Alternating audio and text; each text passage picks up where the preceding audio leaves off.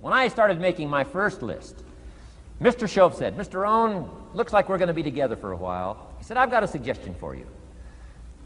He said, "I think one of the first goals you ought to set, you're a 25-year-old American male. Sure, you've made some mistakes, but now you're on the road to better things. You got a family, worth it. Reasons makes the difference." And he said, "You've got every reason to do this." He said, "Why don't you, among all the goals you're going to set, he said, why don't you set a goal to become a millionaire?" A millionaire. This is America. All the possibilities are available.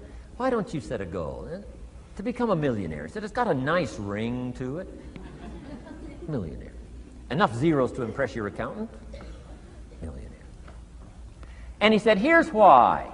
Now I thought, the man doesn't need to teach me why. I'm thinking, wouldn't it be great to have $1 million? He said, "No, that's not it. Here's why." And I had one of the greatest lessons I ever learned, and I'm about to share it with you. This will be worth the price of being here today if you can capture what I'm about to share with you. Babysitter fees, whatever else you paid. Some of you missed some sales today to be here, so this is a costly day for you. But what I'm about to share with you changed my whole life. Here's what Mr. Shoaff said. Set a goal to become a millionaire. And he said, here's why. For what it will make of you to achieve it. And I got one of the greatest classes in one sentence I've ever received in my life. Set a goal that'll make you stretch that far. For what it will make of you to achieve it. What a brand new reason for setting goals. What an all-encompassing challenge to have a better vision of the future. What for? To see what it will make of you to achieve it. And here's why. The greatest value in life is not what you get. The greatest value in life is what you become. Major question to ask on the job is not, what am I getting here? That's not the major question. The major question to ask is, what am I becoming here? It's not what you get that makes you valuable. It's what you become that makes you valuable. So Shoaff said, set a goal to become a millionaire. For what it will make of you to achieve it. Then he said, when you finally have become a millionaire, now, he said, what's important is not the money. I thought, wow, I've got some more to learn. He said, no, Mr. Rohn, I'm telling you honestly, you could just give the money away. Now, I did better than that, right? I told you. I lost it all. I'm rich by the time I'm 31. I'm a millionaire. I'm broke by the time I'm 33. So I didn't have to give it all away. I lost it all. Foolish mistakes I made. I'm a farm boy from Idaho. That early money drove me bonkers. I used to say, how many colors does it come in? I'll buy them all. I went crazy over that first money. I just went crazy. And then I made that one foolish mistake, right? Continuing guarantee. I mean, I'm so naive off the farm. I don't know what continuing means. And a few other mistakes. And by the time I'm 33, I'm broke. Now I've made and lost millions since then. But what an experience that was. And I'm telling you, the man was right. When I finally was broke at age 33, guess what I discovered? My money did not mean that much. It represented only a fraction of all my assets. Shoaff said, once you become a millionaire, Mr. Rohn, you could give all the money away. Because he says, what's important is not the money. What's important is the person you've become. Now, let me give you the key phrase on setting goals. Set the kind of goals that will make something of you to achieve them. Set the kind of goals that will make something of you to achieve them.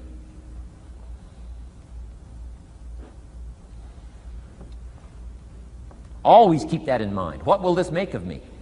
If I set this goal and go for it, not only will I achieve it, but what will it make of me in the process? What a whole new concept on setting goals.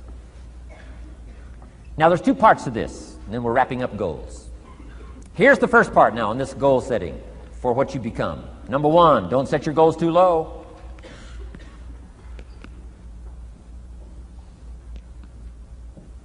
Interesting, we teach in leadership. You'll find it on the cassettes. Don't join an easy crowd. You won't grow. Go where the expectations are high. Go where the demands are high. Go where the pressure's on to perform, to grow, to to change, to develop, to read, to study, to develop skills. I belong to a small group. We do business around the world. You cannot believe the expectations at that level. What we expect of each other in terms of excellence, far beyond average. Why? So that we can each grow, so that we can receive from the group, we can contribute to the group, something unprecedented. It's called living at the summit. Go where the demands are high. Go where the expectations are strong, so that it'll provoke you, push you, urgently insist that you not remain the same for the next couple of years, the next 5 years, that you'll grow and change. So don't set your goals too low. The guy says, well, I don't need much. Well, then you don't need to become much.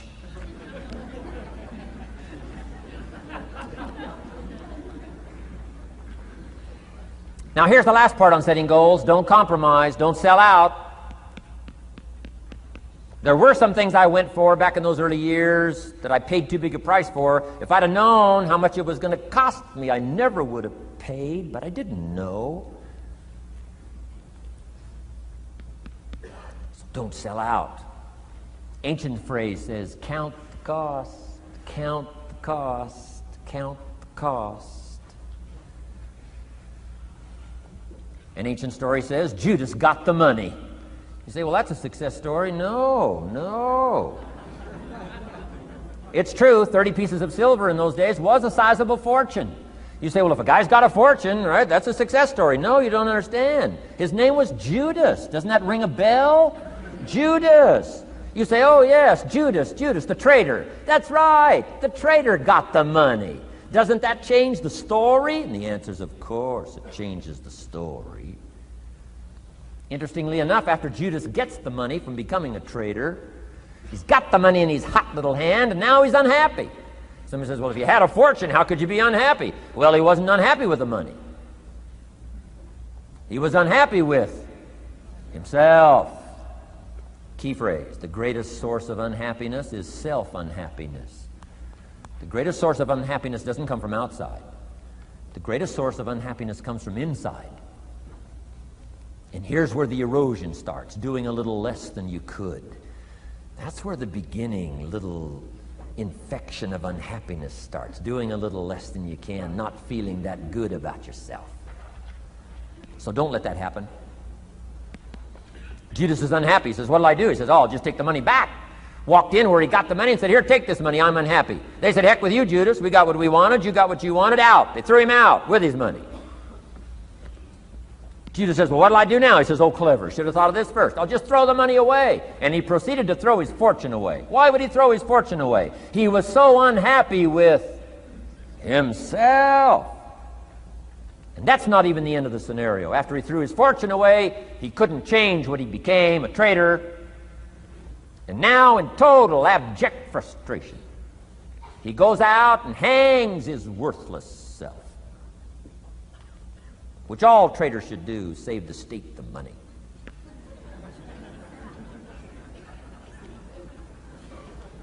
Why such a tragic end? Because he was so unhappy with himself. He sold out. He paid too big a price. Ancient script sums it all up and said, what if you gained the whole world and it cost you your soul? Too big a price to pay if you got the whole world. Don't sell out. Don't compromise your values. Don't compromise your virtues. Don't compromise your philosophy. Key. Here's the key word, beware. If Judas could speak back, he'd probably say beware. Two good words from ancient script. One, behold, the positive word. Behold the possibilities, behold the opportunity. Behold the drama, behold the awesomeness, behold the uniqueness. Behold the majesty, behold. What a good word. But here's the other word, beware, beware, beware. Don't sell out. Mark well what you become in pursuit of what you want. But I'm inspiring you, hopefully, to set the kind of goals that'll transform your life, make you far better than you are, far stronger than you are. Okay. Isn't this good advice? This is such good stuff. I should have paid to get in, right? Fabulous. What should a child do with $1? Let me give you the best advice I've got. And this is called sort of middle of the road scenario, and I'll show you how these numbers may change, but here's what I teach. Kids, never spend more than 70 cents. Okay, now you got to pick some number. When I met Mr. Schoaf, I was at about 110%. But remember this, if your outgo exceeds your income, your upkeep becomes your downfall. Good little scenario. So here's the number that I found works best in developing a good financial plan. Never spend more than 70 cents out of every dollar from now on. Now kids ask me what? What do you do with the other 30 cents? Here's my best advice. 10 cents, charity. 10% charity. Supporting worthy projects, helping people who cannot help themselves. Some churches teach tithe, peace, portion. Turning back part of what you take out. Excellent, excellent philosophy. That's what that 10% is. And nothing teaches children responsibility and character better than generosity. No school, no class, no teacher can teach character better than the simple act of generosity. 10 cents out of every dollar. Now you can pick your own number. I'm just giving you my best scenario.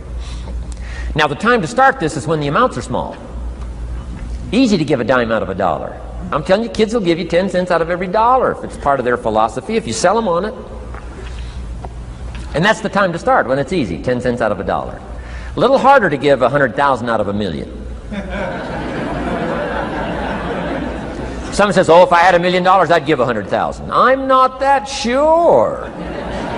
We better start you early when the amounts are small, so it'll all be set in when the big amounts start to come. Okay? So 10 cents for charity. The next 10 cents I call active capital. Capital meaning try to make a profit yourself. We live in a capitalistic society. Right. Everybody now wants to join capitalism. That's why the walls are coming down. Capital belongs in the hands of the people. That's where the genius is. So the genius is to try to show a profit. Buy and sell. Render service. Show a profit. Now here's what I teach kids. Profits are better than wages. Wages are okay. But wages help you make a living. Profits help you make a fortune. The key is to just understand philosophically a little simple economic scenario. And there's all kinds of ways to make a profit. I'm working on a new book. Here's what it's called. I think it's going to be called, Of Course Kids Should Pay Taxes. It's going to be an interesting book. In California, where I live, kids do pay taxes. If an 8-year-old walks into 7-Eleven, buys something that cost $1, the proprietor makes him cough up 7 more pennies. 8-year-old says, what's these 7 pennies? Proprietor says, that's taxes. That's taxes. Kid says, well, I'm only 8. Proprietor says, congratulations, you're my youngest taxpayer. So in California, kids do pay taxes. Now the question is, should they? Now the title of my book is, Of Course Kids Should Pay Taxes. You got it. Right? The disciple went and caught a fish, found the miracle coins, and paid his taxes and Jesus' taxes. So way back then, Jesus did pay taxes. Now the question is, should he? And the answer in my little book says, of course Jesus and kids should pay taxes. Of course. Of course.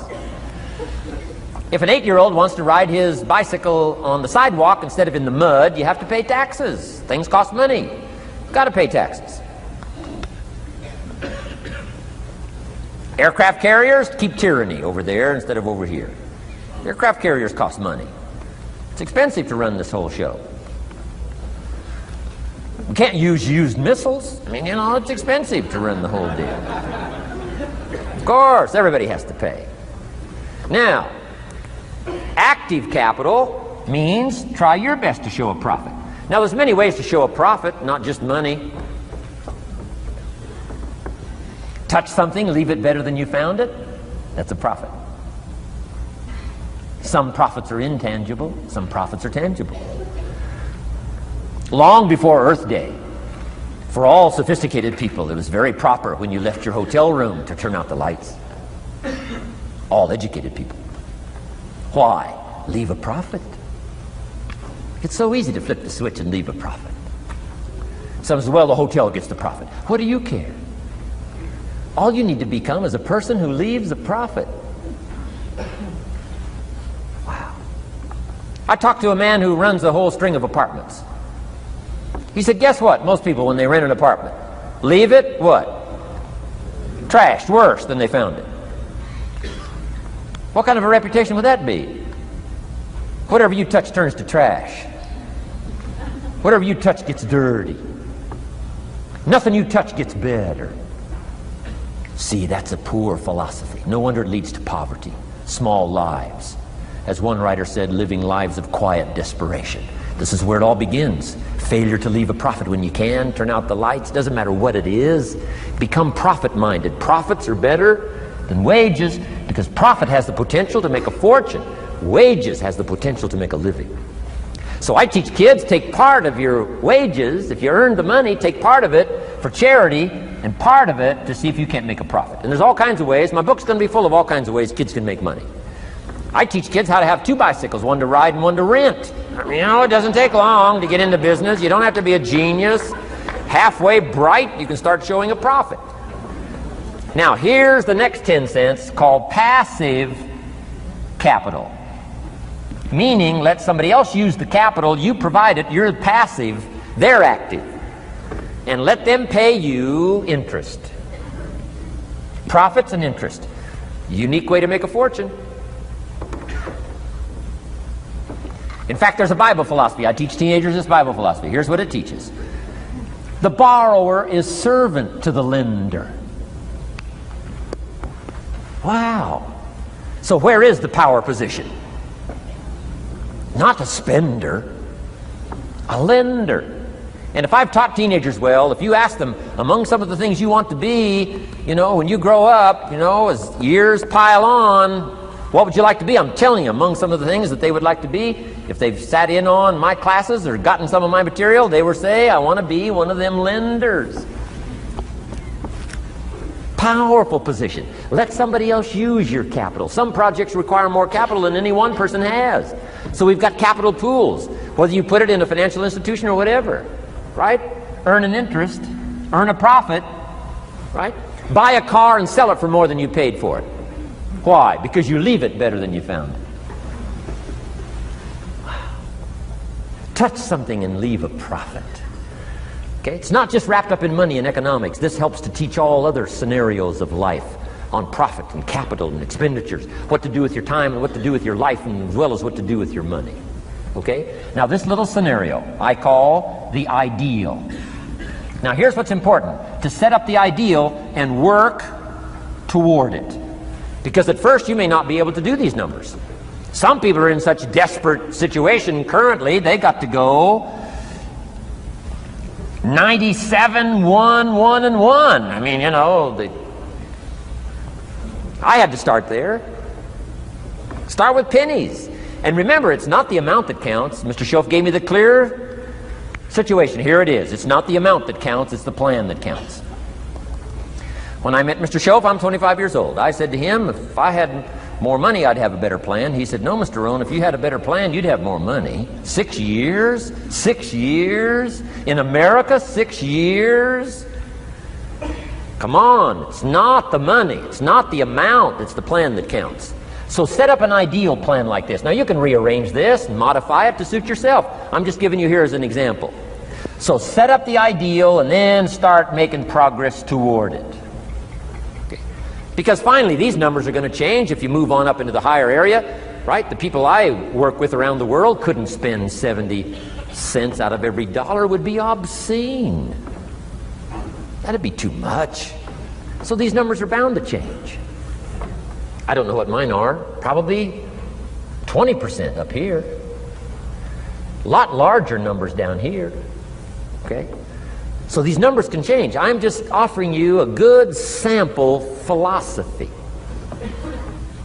Remember, philosophy is the set of the sail. The economy is not the set of the sail for you. For you, the set of the sail is your own philosophy, your own thinking, your own plan, your own concept. Don't borrow somebody else's plan. Don't borrow somebody else's concept. Don't borrow the concept, spend all you can, cross your fingers and hope for the best. Don't borrow that. Develop your own philosophy, and I'm telling you, it'll lead you to unique places. Now, the rest of a lot of this is on the cassette tapes, but let me just give you 2 or 3 more pieces of the scenario here. Then I want to talk about communications, and then we're going to wrap it up. Okay. Here's 2 or 3 more parts to financial independence. Number 1, keep strict accounts. This is the best of disciplines. Keep strict accounts.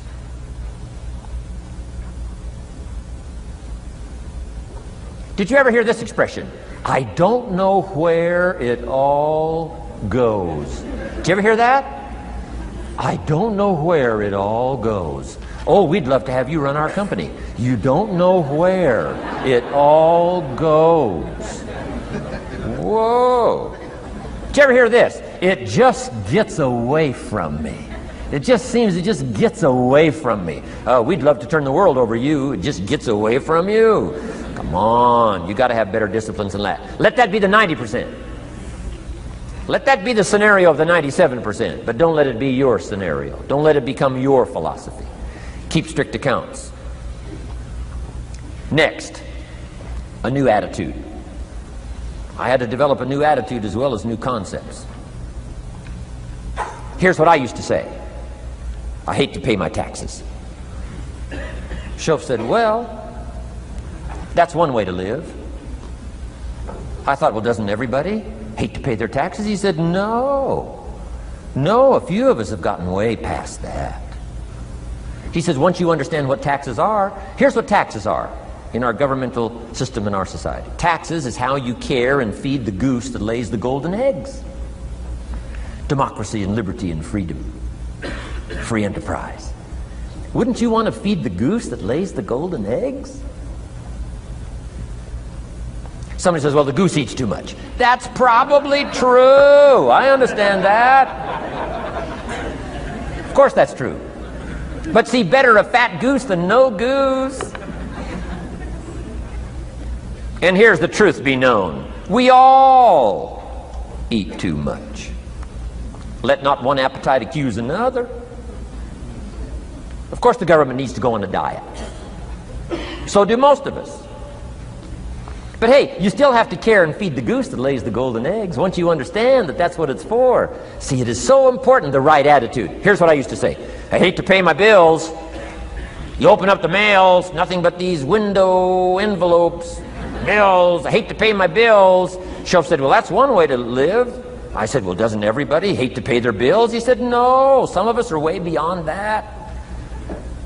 I said, is it possible to love to pay your bills? He said, yes. Reduce your liabilities? Increase your assets? Wouldn't you love to do that? So start a whole new attitude here. Next time you pay $100 on an account, put a little note in there and say, with great delight, I send you this $100. I mean, they don't get many letters like that. Reduce my liabilities, increase my assets. My picture's changing. My picture's improving. I love to pay my bills. Keep the money in circulation. Pay my taxes. Feed the goose that lays the golden eggs. It's a matter of attitude. And here's the last on attitude. Everybody must pay. Of course, life is called opportunity, but life is called price. But we must all pay. We must all share. One of the classic stories of all time from ancient Bible script says, Jesus one day and his disciples were standing by the church treasury, synagogue treasury, watching people as they came by and put their offering in the treasury. That wouldn't be a bad idea. Jesus and his disciples standing by the treasury while everybody walks by. Jesus says, how much was that? How much was that? Interesting. And the story said some people came by, put in big amounts. Some people came by, put in modest amounts, average amounts. And the story says, then a little lady comes by and puts in 2 pennies in the treasury. Jesus says to his disciples, look at that. Look at that. His disciples said, 2 pennies, 2 pennies, what's 2 pennies? Jesus said, no, you don't understand. She gave more than everybody else. They said, 2 pennies is more than everybody else? He said, yes. Because I'm certain that her 2 pennies represented most of what she had. And if you give most of what you have, then you've given the most. Wow. What a lesson to learn. It's not the amount. It's what it represents of your life that counts. Now let me give you the wisdom of the scenario that did not occur. And this is the greatest of wisdom. And in my own particular, peculiar brilliance, I have the ability to record for you what was not recorded in the scenario of the story. Here's what did not occur, which may teach us one of the greatest of the wise things that was taught in this scenario. Here's what did not occur in the scenario. Jesus did not reach into the treasury and get this little lady's 2 pennies and run after her and say, here, little lady, my disciples and I have decided that you're so pitiful and you're so poor that we've decided to give you back your 2 pennies. I'm telling you, that did not occur. If it would have occurred, she would have been what? Insulted. She would have rightfully said, I know my 2 pennies aren't much, but it represented most of what I had. And would you insult me by not letting me contribute what I wanted to contribute, even if it's only 2 pennies? I'm telling you, that did not occur. Here's part of the wisdom of the story that was not recorded. Jesus left her pennies in the treasury, meaning everybody has to pay, even if it's only pennies. That's the key. And whether you start with pennies or whether you start with dollars or whether you start with nothing, remember, part of the scenario is to spend, of course. Part of the scenario is to invest, and part of the scenario is to show a profit, and part of the scenario is to help take care of people who can't take care of themselves. If you'll set up your own philosophy, I'm not asking you to buy my philosophy. I'm not asking you to adopt my numbers. I'm only wanting to provoke you to think, for you to come up with a splendid economic philosophy that's got you up early and got you up late, has got you thinking and pondering ways to use your resources and turn it into the dreams you want for the future. And that's my little story on financial independence. Okay. Here's the next to the last subject, communication. How to affect other people with words. I've got just a little 4-point program here for you to consider. The whole expanded version now, 3 days, right? 3 days of all this is in that package that you're taking home. So this is called an abbreviated version of all the rest, this 1 day, video day. 4 steps to good communication. Here's number 1, first of all, words can work miracles. That's why communication is so important. Words can work miracles. Words are powerful. Words are almost godlike. In fact, ancient script says the Word was God. God was the Word. Wow, words and God. I said to my Israeli audience last year, in the beginning, the story of creation is unique. It says, in the beginning, Jehovah God spoke and said what? We've got some students here, I'm sure. In the beginning, Jehovah God spoke and said what? Let there be light. And what? There was light. Wow! Wow! It looks like words create light. Is that possible? I'm telling you it's possible. Humans can get pretty close. What if somebody can't possibly see how they could do well, how they could become successful, how they could transform their lives and their health, their future, and their finances, spiritually, in every other way? They can't see, and you come along and share your story, and maybe borrow some other stories. And by the time you get through with a good presentation to this person, they say, now I can see. Before you got here, I was blind. I was in the dark. And while you were talking, some things dawned on me. Is it possible to create light with human intelligence, with words? And the answer is, of course, of course. Here's part of the spectacular opportunity as a human being. One person talking to another. It's got so much power, so much potential. A mother talking to a daughter, a father talking to a son, salesperson talking to a client. Nothing more magical and powerful, awe-inspiring than words have the ability to dramatically affect people's lives and futures. So become a good communicator. Let me give you some good keys to good communication. Here's number one: have something good to say. Communication starts with preparation. Getting ready to speak this year, getting ready to speak next year. Attend the classes, read the books. Have something good to say. Here's 4 good words to help you to have something good to say. 1 is interest. Develop a new interest in people and life and what's going on, economics and politics, religion, social structure, possibilities, opportunities. Develop a new interest. Here's the next word: fascination. Goes that step beyond interest. That's why kids learn so much that first 6 years. Fascination. Adults are walking on ants. Kids are saying, don't walk on these ants. I'm studying these ants. I'm looking at these ants. Kids are so fascinated. How come an ant can carry something bigger than he is? Wow. That's how come they learn so much. They're fascinated. And here's another little clue I've learned. Turn frustration into fascination if you can. You'll learn more. I've worked on this. I'm pretty good at it. Out in Los Angeles, I'm on the freeway. My airplane leaves in 45 minutes. The traffic is moving not 1 inch. I am now fascinated. I'm telling you. Now, it doesn't work every time. That's true, but every time it does work, I'm telling you, you'll come away with more. Learn to be fascinated instead of frustrated if you possibly can. Turn that little scenario on for yourself.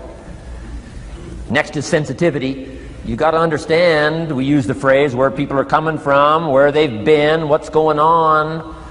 Sensitivity training is so important. People not like you, people that have got challenges and problems and difficulties, you got to do your best to be sensitive to other people, where they find themselves, the pit they might be in currently, what's going on. Be sensitive to that.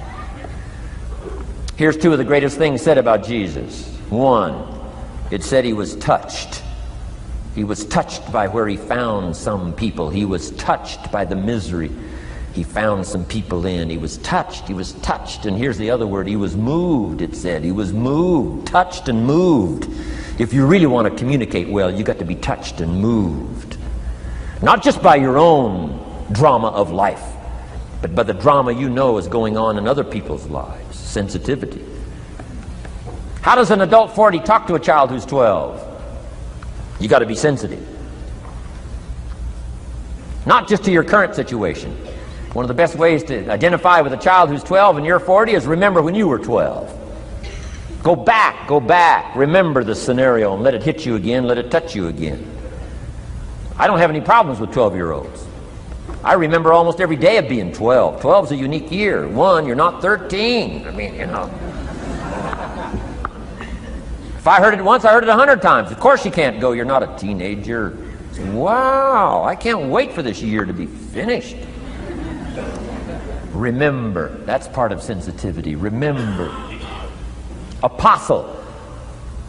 One who became an apostle, leader of the Christians, was once Saul from Tarsus, hater and killer of the Christians. After he was converted, became a leader, became Paul apostle, revered. Why was he so effective in his language, in his ability to touch people with his words and with his presence? If you read part of the scenario of his history, he gave an account of his own life and said, here's why I think I'm so effective. I remember the pit I came from. Sure, they call me apostle, but I used to kill these Christians, and I never forget that. If I want to get in touch with other people's difficulty, I got to remember my own difficulty. Let it hurt again. That's what makes a good performance. A good actor, a good actress. The emotion close to the surface from the remembrance of things past. And then well-chosen words delivered with emotion. Powerful. The last word is knowledge. You just got to go through exercises like this. Take the notes, work hard, roll up your sleeves, go to work. Gather the knowledge in journals, gather the knowledge in notebooks, gather the knowledge in a library and cassettes and videos and every other means. Gather knowledge. Don't be lazy in learning. A major part of communication is preparation. Now here's the next part of good communication. Say it well. One is having something good to say, and number two is saying it well. Let me give you a quick list on saying it well. Number one, sincerity. Best place to start if you want to communicate well is let your sincerity show. Next is repetition, the mother of skill. I've been at this 33 years. Somebody says, well, you give a pretty good seminar. I should. 33 years? 33 years. Repetition. Next, brevity. Sometimes you don't need many words if you're totally sincere, I'm telling you. Jesus' presentation in gathering up his team called disciples was fairly short. He just walked around the countryside, took a look at somebody and said, you follow me. That's brief. I mean, that's short. Now, why could he get by with such few words? And this takes care of a lot that I've tried to share with you today called personal development. Here's why I think Jesus could get by with such few words. For all that he was, that he didn't have to say. Take that scenario home. For all that I am, that I don't have to say. Just a few words could be dynamic in affecting someone else's life. A child, a business colleague, a sales client. Next, vocabulary. Got to work on your vocabulary. Some of my friends took a survey among prisoners working on some rehabilitation program. They weren't particularly looking for this, but here's what they found. There's definitely a relationship between vocabulary and behavior. And here's what they found out. The more limited the vocabulary, the more tendency to poor behavior. And when you think about it for a while, it makes sense. Words are a way of seeing. And if you don't have a good vocabulary, you can't see very well. Can you imagine the mistakes in judgment when you can't see very well? Next, words are a way of expressing what's going on in your head, what's going on in your heart. What if you can't see well and you can't express well? You can imagine the tragic scenario of 5 years of that, 10 years of that, 20 years of that showing no improvement. Behavior now becomes a major problem. And that person's world gets smaller and smaller and smaller. Why? They can't see and they can't express. And finally, they don't need much bigger place than a 10 by 12 cell. Their world is so small anyway, don't need much bigger place. I'm asking you to stretch your vocabulary. I used to put words up on a 3 by 5 card. I drove a lot back in those days, but at the end of the day, I'd mastered 2 or 3 words. My oldest daughter, Linda, with my grandkids, starts the day with what's called the word for the day. And she writes it on a chalkboard, the word for the day. And the kids memorize that word and the meaning of the word. And every once in a while during the day, she'll say, what's the word for the day? The last day I was there, the word was superficial. Natalie's 4, Nathaniel's 5. And several times during that day, Linda, my daughter, would say, what's the word for the day? Natalie would say, superficial. And she would say, Nathaniel, what does that mean? On the surface. Several times during the day. What's the word for the day? Superficial. What does it mean? On the surface. If you were to ask my grandkids, the last time Grandpa was here, what was the word for the day? I'll bet you they'd probably know. Superficial. On the surface. Word for the day. Why not learn a word a day? Why not add to your vocabulary so you can see more, see better, and express better? Put out in words what's in your heart, what's in your soul, what's in your mind. It's important. So say it well. Here's number 3. Number 1 was have something good to say. Number 2, say it well. Here's number 3. Read your audience. These are just simple concepts now. You've got to add some of the details, but that's what I'm mainly good for, is concepts.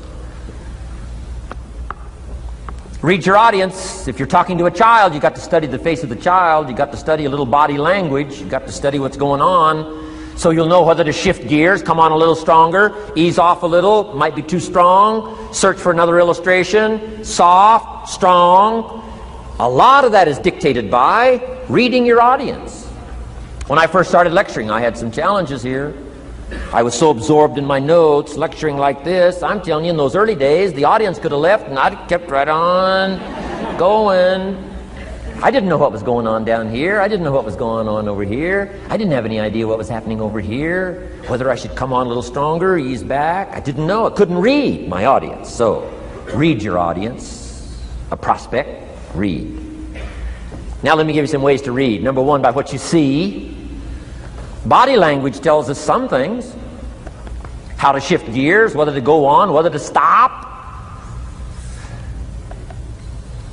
If you're talking to somebody and they're leaning toward the door, that means you gotta hurry, right? They're not gonna be here long.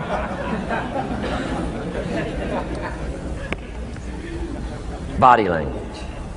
Guy's got his arms folded, chin tucked down. You got your work cut out for you. You're gonna have to reach deep in your bag. Find some extraordinary stories. This one's not going to be easy. What tells you that? Reading what you see. Here's the next one. Read what you hear. You've got to read a child's impatience. Kids don't mind telling you whether they're bored or impatient. Kids' attention span is short. Doesn't last long. You've got to get it said. You start talking to a child, 30 seconds they say, "How long is this going to take?" Whoa! Read. Listen. Listen for the response. Now you'll know whether to shift gears, change your language, find a new illustration, soften, stronger. Read your audience. Read what you see, read what you hear. And here's one of the most important. Read what you feel.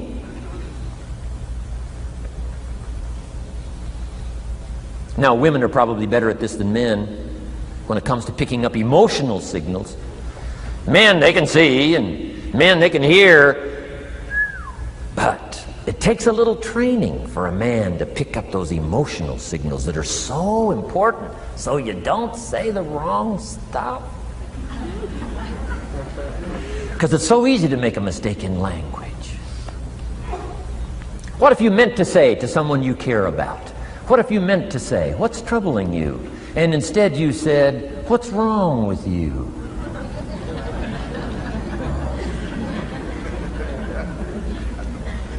Communication.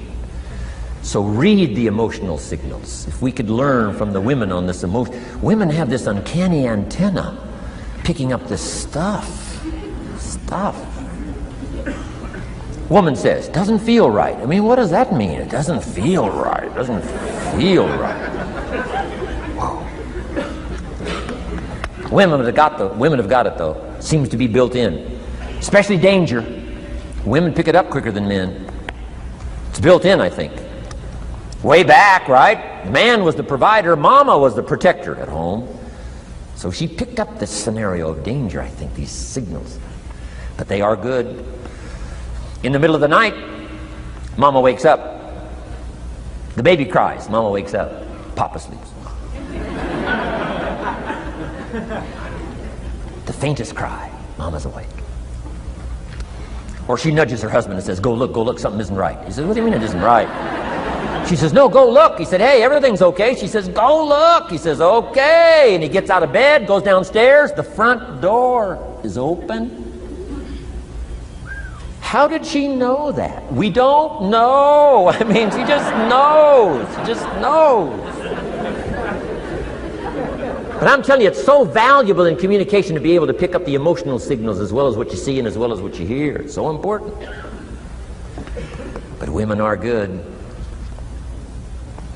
Ancient scenario says this: there are shepherds and there are sheep and there are wolves. What a good life scenario. But it doesn't stop there. This ancient scenario says also Some wolves are so clever, they've learned to dress up like sheep. Now you got to have a woman. Got to have a woman. Man says, looks like a sheep, talks like a sheep. Woman says, ain't no sheep. Take my word for it. Well, they know.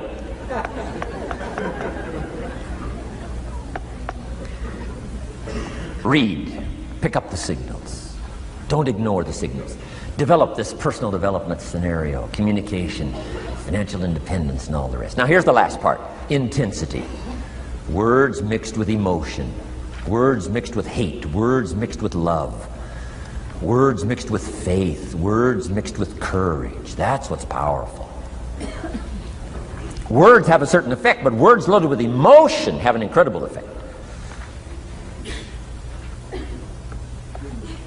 If I had a little straight pin, if a guy buys a shirt, it's got all these little pins in it.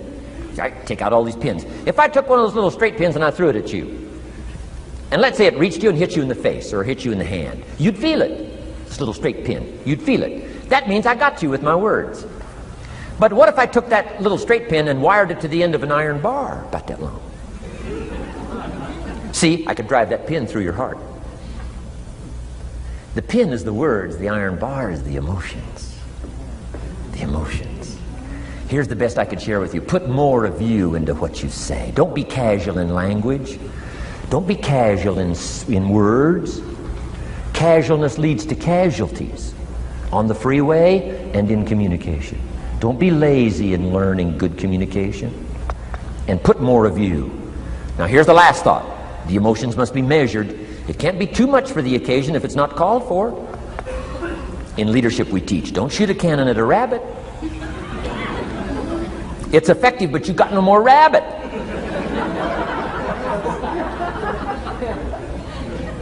So here's some of the most powerful scenario in communication. Here it is. Well-chosen words mixed with measured emotion. The basis of affecting people with good communication. Well-chosen words mixed with measured emotion. And one last point on communication. The more you care, the stronger you can be. The more you care as a mother, the stronger you can be with your children. The more you care as a father, the stronger you can be. The more you care as a leader, the stronger you can be. In helping to solve problems, getting on somebody's case, the more you care. But you gotta care. I don't mind a minister consigning my soul to hell fire for my sinful ways. I don't mind that. If he believes it, I don't mind him consigning my soul to hell fire for my sinful ways, as long as he does it with tears and not with joy. If you're going to preach a message on hellfire and consign people to hellfire, you got to cry and sob your way through a sermon on hellfire. We would all dismiss as a performance a dry-eyed sermon on hellfire. You can't legitimately preach hellfire unless your heart breaks. Otherwise, it's a performance. Otherwise, we could all dismiss it. Why? The heart's not there.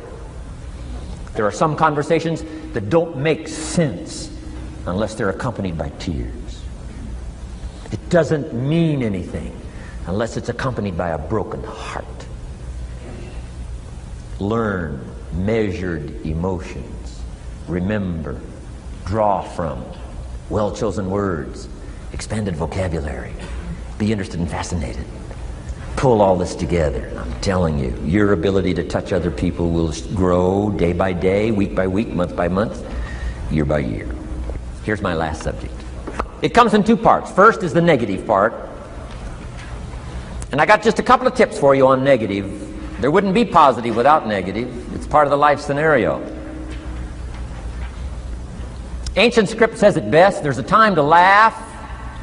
And once you've learned to laugh, just keep on laughing. No. Just get another positive book. No. There's a time to laugh, what? and a time to cry. And you've got to become so sophisticated and so well educated that you don't laugh when it's time to cry. And you've also got to learn to cry well. How are you going to identify with some people if you don't cry with them? It's very important. The negative side is very important. Negative thinking. I teach kids, and you'll find it on those cassettes, the ant philosophy. Let me just give you the quick scenario on the ant philosophy. Number one, ants never quit. What a good philosophy. If they're going somewhere, you stop them, guess what? They'll look for another way. How long will they look? Till they find it, or till they die. What a great philosophy. But here's number two. I can't give them all to you, but here's number two. Ants think winter all summer. You've at least got to be that bright. You can't think summer all summer. You got to do some winter thinking in the summer. You say, well, the sky is blue, the clouds are fleecy. You can't be faked out by that. Ancient story says, don't build your house on the sand in the summer. Why would we be cautioned not to build our house on the sand in the summer? Because it's easy to get faked out. So what should you do during the summer? Think winter. Think storm.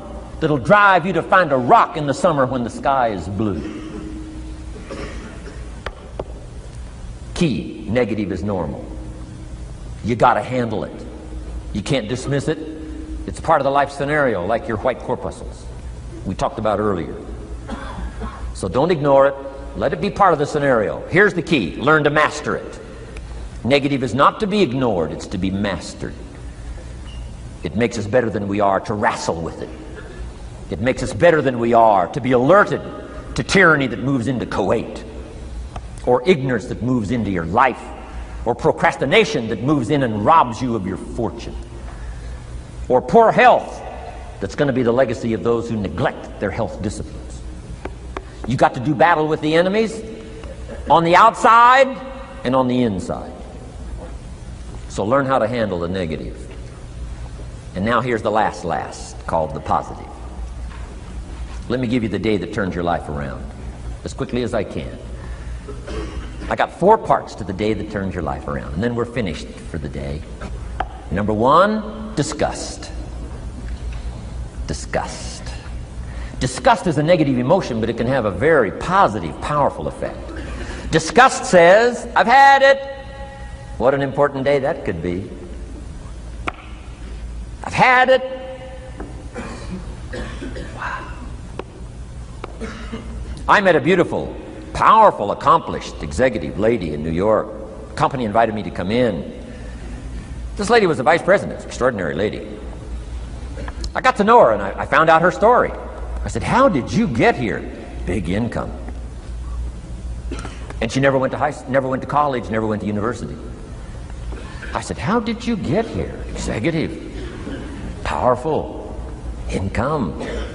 She said, well, let me tell you part of the scenario. She said, when I was a young mother a few years ago, she said, one day I asked my husband for $10. And he said, what for?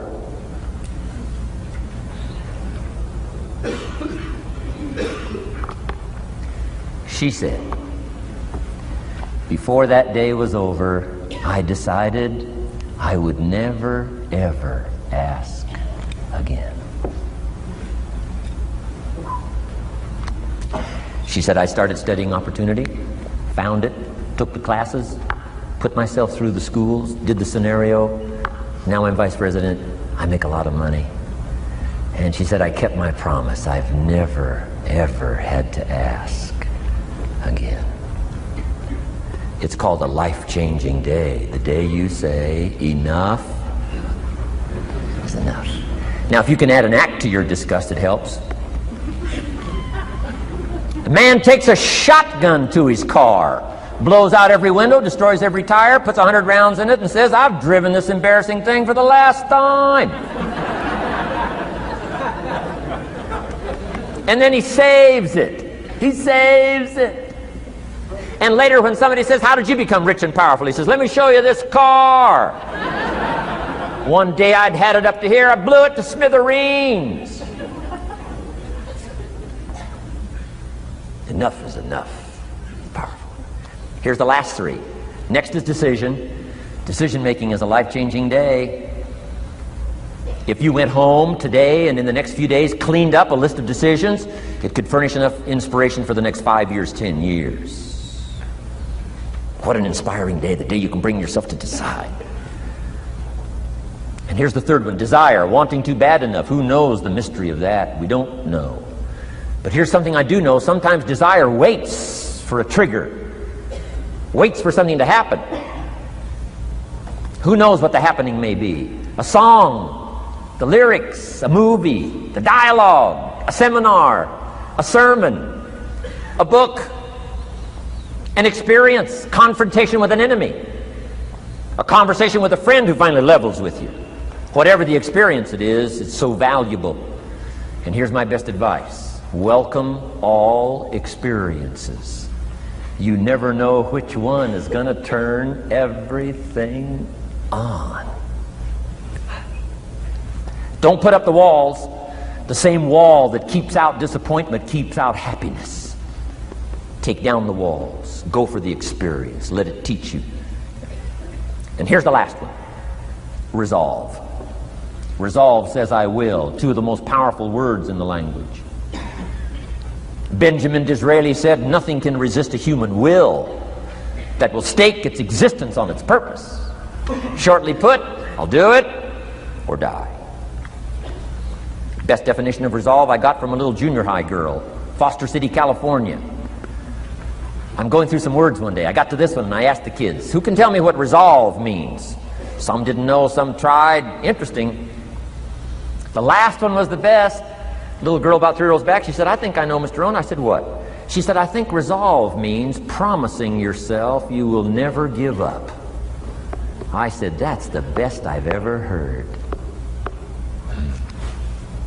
She's probably giving seminars somewhere today, right? I mean, that's the best I've heard. I asked the kids, how long should a baby try to learn how to walk?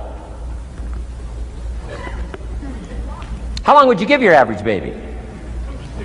Before you say, hey, enough's enough. No. Any mother in the world would say, you're crazy. My baby is going to keep trying what? Until. What a magic word. I want you to write it down. Until. Promise yourself you'll read the books until your skills change. You'll go to seminars until you get a handle on it. You'll listen to it until it makes sense. You'll go for it until you understand it. You'll practice it until you develop the skill. Never give up until, however long that is. Step by step, piece by piece, book by book, word by word, apple by apple. Walk around the block, walk around the block. Go for it. Don't miss the chance to grow. And resolve that you'll pay the price until you learn, change, grow, become. Then you'll discover some of life's best treasures when you pay that price. Now here's my last word to you. As leaders in the community, I'm sure you are. Parents, the greatest challenge of leadership is parenting. Whether you're in sales or management, wherever I've found you today, I want to give you, from my heart to you, what I wished you would do from this seminar today. And if I've inspired you to do this part here, among all the other things I've talked about, I would have considered it worthwhile to leave my family, fly away from my home, drop down into Fort Worth, Dallas, and spend one of my very precious days with you. If I can accomplish this, it'll all be worthwhile. It comes in two parts, and here it is. One, learn to help people with their lives, not just their jobs. Learn to help people with their lives, not just their skills on the job. Touch people with a book, touch people with a poem, touch people with some words. Don't fail to say something that could be meaningful. Help people with their lives, help them set their goals. Help them with their dreams, help them with the future, help them with errors, help them with mistakes. Help people. Help your kids not just get along, not just hang in there, not just try to hold the family together. Try to build lives with communication, build lives with setting goals. Help your kids with their lives, not just their homework, their lives. And here's my last one for you personally. because I'm probably one of the best examples of this standing before you in this auditorium today. Here it is. Ancient script says, if you work on your gifts, they will make room for you. If you work on your gifts, they will make room for you.